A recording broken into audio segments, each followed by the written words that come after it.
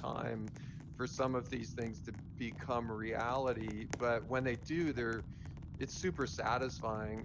And I'm wondering for you, how's it feel when you see some things in real life come true, after you've written about them?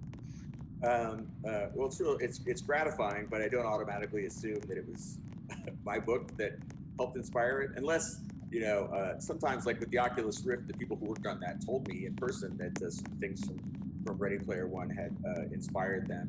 Um, but it's so much easier when you're a writer to just write. Wouldn't it be cool? Than it is to actually make it. It's like easy for me to design an amazing video game in a story. Yeah. Yeah, but as you know, it's much harder to actually make the real thing. I So I think that yeah, could be. right.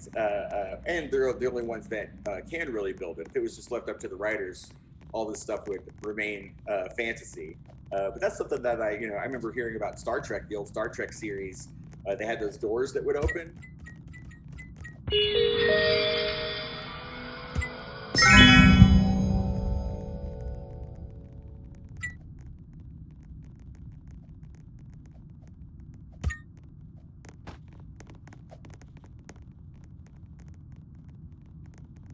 Science fiction writers, imagining where the technology will lead us, and then how the technology, once it arrives, is going to affect people's day-to-day lives. I love it because I think it's the best form of brainstorming is unencumbered brainstorming, without Yeah. limit. And I think that's a little bit of what you do in your book. So nice Oh, job. thank you. Almost like we're taking technology and then we go to pop culture at the same time, like in Ready Player One and now Ready Player Two, like you have this amazing intersection of pop culture with a vision of the future. And I think the reader or the movie viewer can almost get a little bit of a vibe of some of the things that have been important in your life.